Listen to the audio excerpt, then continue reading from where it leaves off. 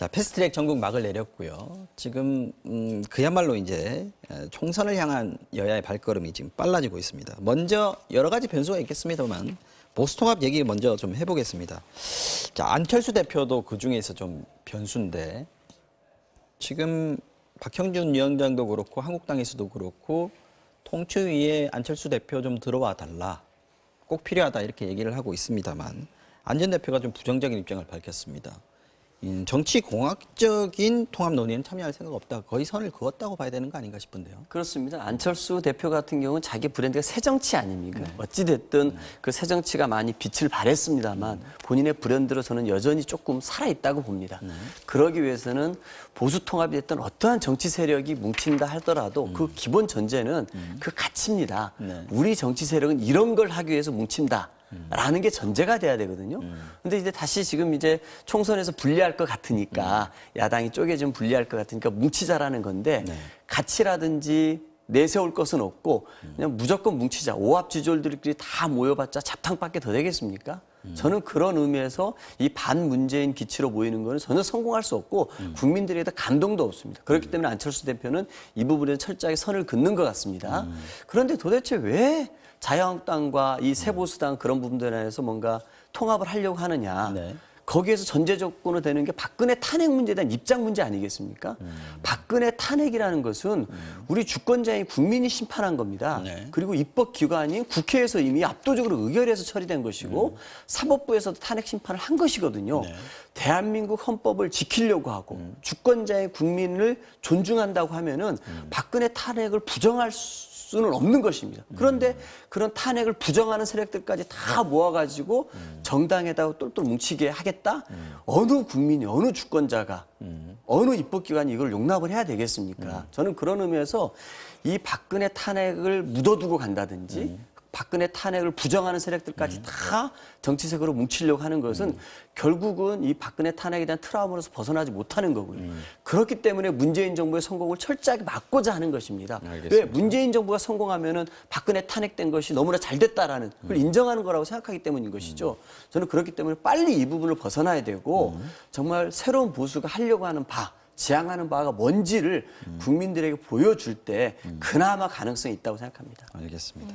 여러 가지 얘기를 또 하셨는데 또 안철수 전 대표에 대해서 얘기를 하고 있는 상황입니다. 일단 이 얘기부터 먼저 네. 김정기 의원께 여쭙고 네. 그리고 탄핵의 강을 넘을 수 있을 것인가 이 얘기는 또 조금 이따가 다시 기회를 또 드릴게요. 네. 안철수 전 대표 한국당의 황교안 대표도 좀 와주면 고맙겠다. 꼭 대통합의 역할을 좀 해달라. 지금 이렇게 요구하고 있는 상황인데 현실적으로 가능성이 좀 떨어지고 있는 거 아닌가 이런 판단들을 하고 있는 것 같아요. 저는 그렇게 생각하지 않습니다. 이번에 뭐 대통합이죠. 저는 제 개인적으로는 보수 대통합이라기보다는 그 야권 대통합, 야권 연대라고 좀 표현을 하고 싶습니다. 예, 네. 반문 연대죠. 이번에 이 화두는 사실 국민들을 우리가 지금 이렇게 통합한 이유가 뭐겠습니까? 좀 전에 말씀하셨다시피 네.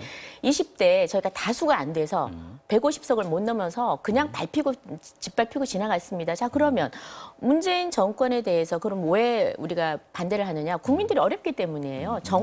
정책을 바꿔야 되는데 네. 절대로 꿈에도 바꿀 생각을 안 하니 할 수 없이 21대 우리 다른 야권이 모두 연대를 해서 다수당이 되어서 네. 정책들을 바꾸자. 이게 가장 핵심입니다. 그래서 그럼 왜 그러냐? 국민들은 지금 네. 보수도, 진보도, 좌도, 우도 크게 관심이 없습니다. 어느 국민이 나는 좌요, 나는 우요 할 사람들은 극히 드물 거라고 봅니다. 그래서 국민의 입장에서 쓴다 그러면은 역시 네. 문재인 정권에 대해서 심판하는 것이 심판 세력들이 다 모여야 된다고 생각을 합니다.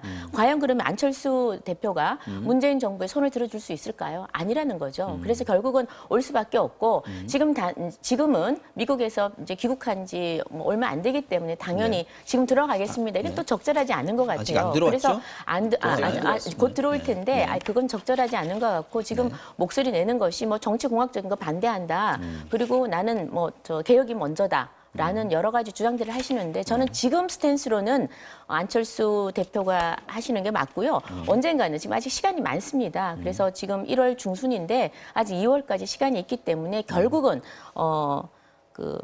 문재인 정권 심판에 다 하나의 것이다. 목소리를 내지 않을까 생각을 합니다. 알겠습니다. 네. 자, 자유한국당과 새로운 보수당의 신경전도 좀 치열해지고 있는 양상입니다. 일각에서는 공천 지분 문제를 놓고 신경전을 벌이고 있는 거 아니냐 이런 평가도 있는데 유승민 새보수당 의원이 오늘 당회의에서 통합 관련해서 입장을 밝혔습니다. 들어보고 이어가죠. 국민들의 눈에 우리 공화당까지 통합하는 그런 통합이 정말 탄핵의 강을 건너고 탄핵을 극복하는 그런 통합이 되겠습니까? 이거는 제 생각이 아니라 상식적인 국민의 생각입니다. 그리고 새집을 짓자라고 했습니다. 새집을 지으면 당연히 허물고 새집 주인도 새 사람들이 되어야 되는 겁니다.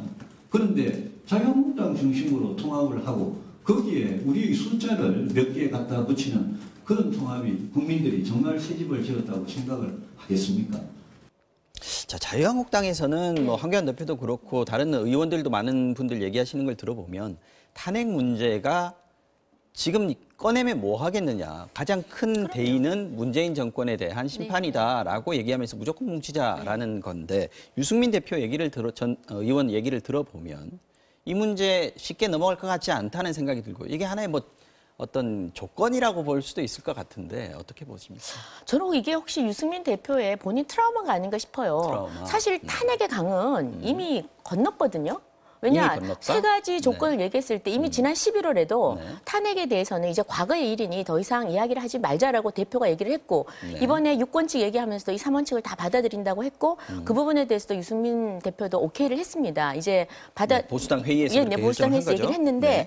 다시 우리 공화당 이야기를 하니 또 탄핵 얘기를 했거든요. 왜 그래서 그렇게 얘기할까요? 탄핵의 강은 이미 도대체 몇 번을 건너야 됩니까? 이미 왔다 갔다 저는 수십 번을 건넌 것 같아요. 이미 건너갖고 다 왔는데 왜 자꾸 또 다시 탄핵의 강을 또 이야기를 하는지 저는 이해를 못하겠습니다. 그래서 저는 지금 아마 유승민 대표께서 워낙이 분당에 책임이 있으신 분이 그 당시에 근데 다 2년, 3년 전의 일입니다. 근데 지금 우리 목전에 우리가 해야 할 일은 국민의 목소리를 담아내는 것입니다. 국민의 아우성, 불편해하는 것을 우리가 담아내지 못하면 야당은 정말 다음 선거 나와서도 안 됩니다. 제가 봐서. 그래서 우리가 다 합하지 못하면 하나가 되지 못하면 여기서 멈춰야 됩니다. 그래서 앞으로 진군을 하려고 그러면 이제는 더 이상 뭐 공천이니 뭐니 이런 것들 다 내려놓고 탄핵 이야기도 할 필요도 없고요. 그저 아까 말씀드린 대로 지금 문재인 정권 심판론으로 우리가 모두 하나가 돼야 된다고 생각을 하고요.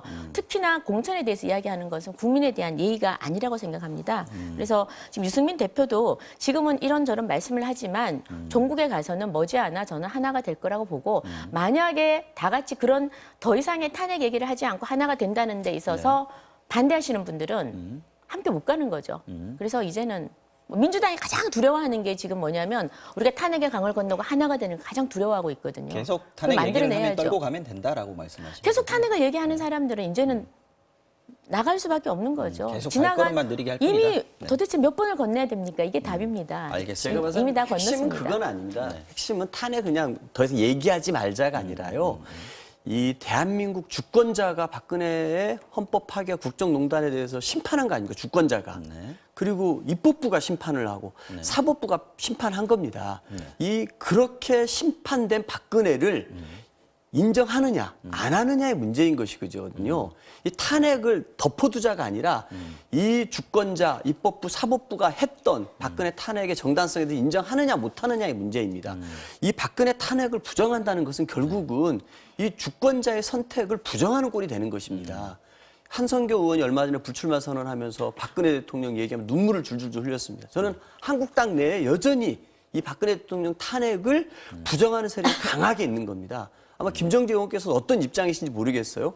탄핵을 언급하지 말자가 아니라 이 탄핵에 대해서 이 탄핵이 찬성한 거에 대해서 인정하느냐 이겁니다. 적어도 탄핵 문제는 묻고 갈 수 있는 정도의 수준은 넘어섰다라고 그렇습니다. 얘기하시는 이 거고요. 주권자가 네. 박근혜 대통령을 탄핵한 건데 이거를 덮고 가자는 게 아니라 알겠습니다. 이 주권자의 심판을 인정하라는 것입니다. 그럴 때만이 진정으로 21대 국회가 헌법을 존중하는 사법부와 입법부의 판단을 존중하는 주권자를 두려워하는 21대 국회가 되는 것이지 박근혜 탄핵을 부정하는 세력이 다시 국회에 등장한다 그러면은 헌법 파괴 국정농단을 또 용인하겠다는 거 아니겠습니까? 어쨌든 그러면, 보수 야권에서 통합 예. 논의를 하면서 문재인 정권이 알아서 할 일일 수도 있습니다. 그렇죠. 네. 문재인 지금 국민들이 지금 이 얘기를 듣고서 분노를 할 겁니다. 왜냐하면 문재인 정권은 도대체 국민이 분노하는 거에 대해서 무엇을 목소리를 들었습니까? 조국 장관 그만큼 임명하지 말라고 수많은 비리들이 캐지고 좀 심지어 요즘 최근에는 저는 아들 시험을 대리로 부부가 봤다라는 걸 저는 정말 그때 경악을 금치 못했습니다. 조금도 부끄러워하지 않아요. 뭐 인턴 증명서 다 아니 잠깐만요. 아니 잠깐만요. 지금 국민들이 촛불 전국에 박근혜를 탄핵한 그 국민만 국민이냐는 거죠. 그 국민이 다시 문정권에 대해서 반기를 들기 시작했습니다. 그 국민이 다시 조국은 아니라고 목소리를 높였습니다. 그 국민이 다시 문재인한테 속았다고 지금 목소리를 내고 있습니다. 그런데 왜 그 국민들을 외면하세요? 그러니 그 당시에 박근혜 탄핵 부정을 했던 우리 그 촛불의 국민도 국민이고 지금 문재인 정부에 대해서 많은 문제점을 제기하는 국민도 그들입니다. 똑같은 국민입니다. 문재인 정부한테 속았다는 겁니다. 제가 하나 예를 들겠습니다. 박근혜 대통령께서 그 청와대에서 여론조사를 했다는 걸로 징역 2년을 받았습니다. 그렇죠? 징역 2년을 선고를 받고 지금 수감 중인데 지금 문재인 정부 하는 거 보십시오. 김기현 그 울산시장 선거에 그냥 이거는 박근혜 여론조사에 수백 배 넘는 그런 나쁜 죄질입니다. 아예 경찰에 수사를 하명하고 그다음에 압수수색 그 김기현 사무실 공천 받는 날 압수수색을 하고 그다음에 경쟁자를 매수하고 그것도 청와대 그렇죠. 사법부의 판단이 있지만 그런 지금 정황들이 다 드러나고 있습니다. 알겠습니다. 자 그런데 이런 것과 비교도 안 되는 겁니다. 그리고 여론 김경수 사건도요. 드루킹 사건만 하더라도 박근혜 사건보다 300배씩 많은 숫자입니다. 그런데 이런 악행을 저지르는 거에 대한 국민 심판이 국민들의 여론이 소리가 안 들리세요? 자, 그런데 이 박근혜 정부에 대해서, 박근혜 탄핵에 대해서 국민의 목소리를 저희가 존중하지 않는 것은 아닙니다. 그러나 그 당시에 탄핵 당시에도 그때도 그때의 역사가 있는 겁니다. 그래서 이제는 그 시간이 지났고 알겠습니다. 이제는 문재인 정부 하에서 우리가 문재인 정부를 심판할 야권의 세력들이 뭉치라는 겁니다. 알겠습니다. 총선 얘기를 지금 계속해야 되기 때문에 시간이 그렇게 많이 남지 않았습니다. 이 부분은 여기서 넘어가고요. 지금 이낙연 전 총리, 이제 전 총리가 됐죠. 정세균 총리가 이제 공식 업무를 시작했기 때문에 이낙연 전 총리는 과연 그러면 어떻게 움직일 것인가 하는 것도 지금 관심이 쏠리고 있는데 오늘 당으로 복귀를 했습니다. 비공개 최고위원회에 참석을 했는데 기자들도 만났죠. 발언 내용 한번 들어보고 이야기 나눠보죠. 제가 당을 떠난 적은 한 번도 없으니까요. 그래서 물리적인 거리가 있었을 뿐이지 마음의 거리는 한 번도 둔 적이 없죠. 제가 무슨 일을 해야 하고 또 무슨 일을 할 수 있는가 하는 것은 늘 당과 상의하면서 결정을 하게 될 것입니다.